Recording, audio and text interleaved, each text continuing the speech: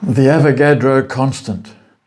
This number that every chemistry student is familiar with as a number, previously called the Avogadro's number. The official name is the Avogadro constant. You might know that 1 mole of iron, 55.85 grams, about that much of iron, contains that number of iron atoms. 1 mole of water, 18.02 grams, that much, with a little bit of colouring matter in it, contains the Avogadro constant of water molecules. 1 mole of nitrogen, that's the amount in this box, about 24.8 litres, and at standard temperature and pressure, 1 mole weighs 28.02 grams. In there are 6.023 by 10 to the 23 nitrogen molecules. And in 1 mole of sodium chloride, 58.45 grams. That much, there are 6.023 by 10 to the 23 sodium ions, or chloride ions. And this is called the Avogadro, named after an Italian chemist, constant.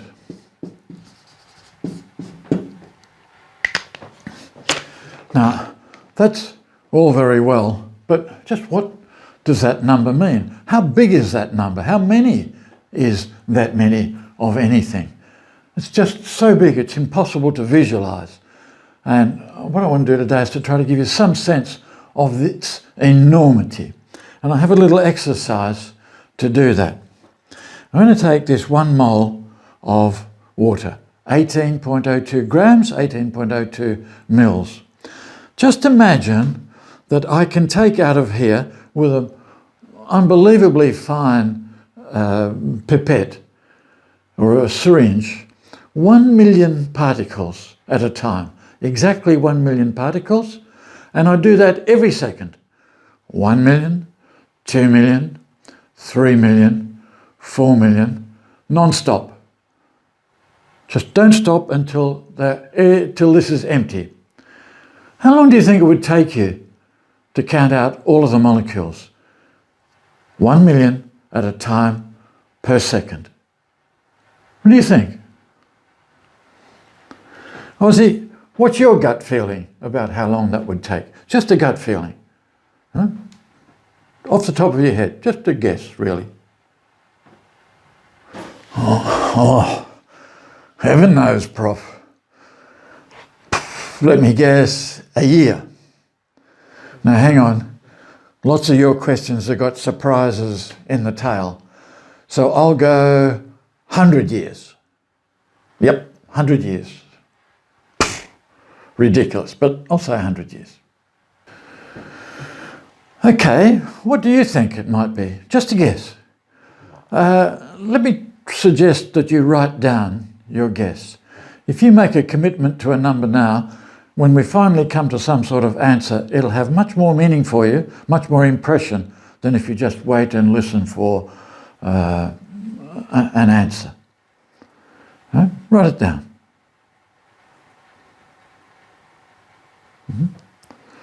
Okay, Ozzy, you reckon maybe 100 years. Long time, Ozzy. Let's do a calculation and let's just work out what it would take, eh? Good.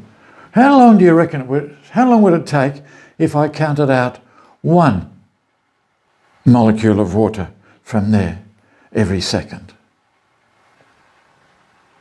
Well, Prof, if we're talking about 6.02 by 10 to the 23 water molecules, 1 per second will take 6.023 by 10 to the 23 seconds. Obvious.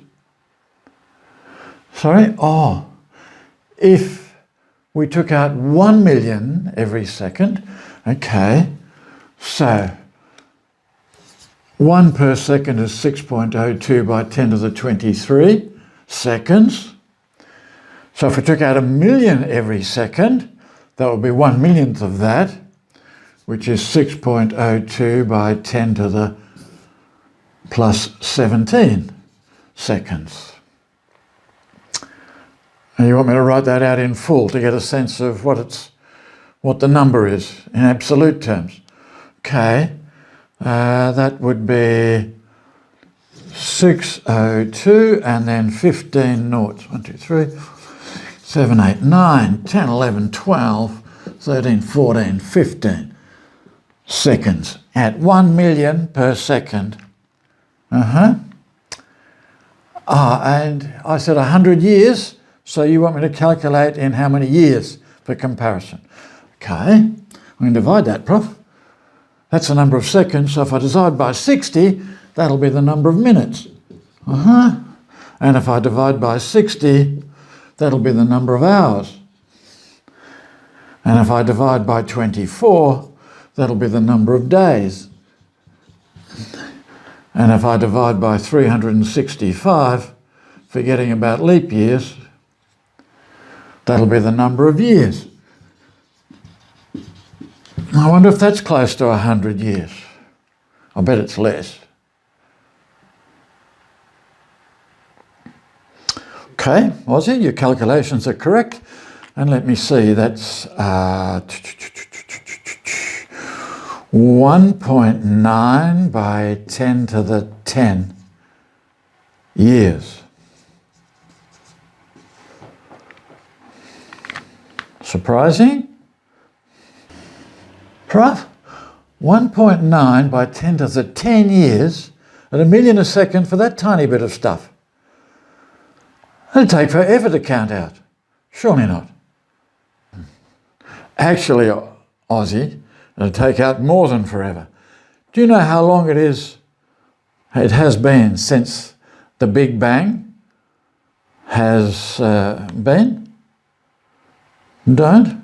Well, it's about 15 billion years. That's 1.5 by 10 to the 10 years. That's how long it has been since the Big Bang until now. But this time is more than since the Big Bang till now. That would mean if we started at the Big Bang, we still wouldn't have finished counting them out. Just from this much stuff. That's right, Aussie. If we started counting 1 million per second at the time of the Big Bang, we would need to take up to this time.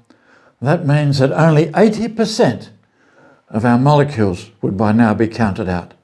There'd still be 20%, 3.6 grams left to count out if we started from the time of the Big Bang. And the same goes for every one of these things. If we counted out 1 atom, million atoms per second since the Big Bang, 20% of those atoms would still be left uncounted. 20% of these nitrogen molecules would still be left uncounted. 20% of the sodium ions in here would be left uncounted. That's just astonishing, isn't it? That's a lot of molecules. Prof, so many molecules in that little space. And what about in that sample of nitrogen gas? You told us that according to the kinetic molecular theory, there's big spaces between all the molecules. And I've got my mind's eye picture of these big spaces there, but there's that many molecules in there. How can that be? How can there be big spaces?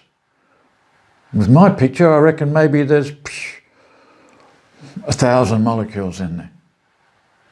And you're telling me there's that many? You're right, Aussie, I did tell you that. There are relatively big spaces between these molecules compared to the size of the molecules. And if there's that many molecules in there, what does that tell you about the size of the molecules? They are so tiny. So tiny as to be incomprehensible. Let me give you an analogy to try to give you a sense of how small these molecules are. Oh, no, Prof, no. My head's full, it's overflowing. I can't deal with any more of this unvisualizable numbers and sizes today. Thanks. Okay, Aussie, yeah, fair enough. But let me give you a mental image to think about. Yeah, there are that many molecules in here. And not only that, each one of that many molecules of nitrogen, if this is about room temperature, is travelling about 500 metres per second. Per second, half a kilometre, every one of them. But they're not travelling half a kilometre in one direction. They are bumping into each other madly, bumping into the walls of the container.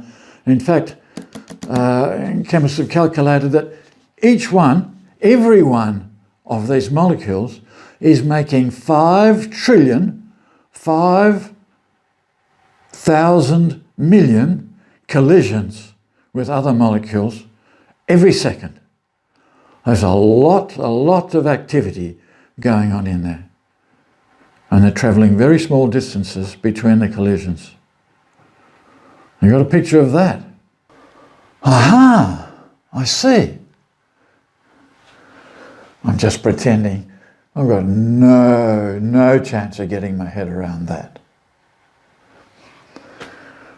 And Prof, how are we supposed to have a sense of how big that number is when we're doing stoichiometry calculations, where we calculate how much of this reacts with this to produce how much of that? I'm not going to be able to cope with that. Aussie, I think you're forgetting. You don't need to know the absolute number of molecules that are reacting in any reaction vessel, because 1 mole of this, or 1 mole of this, or this, or this, or any other substance contains the same number of particles that it's composed of, the Avogadro constant of particles. Then if what we want to know is the relative number of particles, we only need to know the relative number of moles. And we can get that from the molar masses through the masses of the samples. We don't need to know that. And the only reason that's going to be useful for you is to have this visualization of what substances are like way down beyond where microscopes can see. Because that's a pretty powerful explanation of lots of other things that we'll be talking about. Aha! Yeah, Prof, of course. Of course, I forgot. Yeah, understand. I've got it. This time, I mean it. I understand.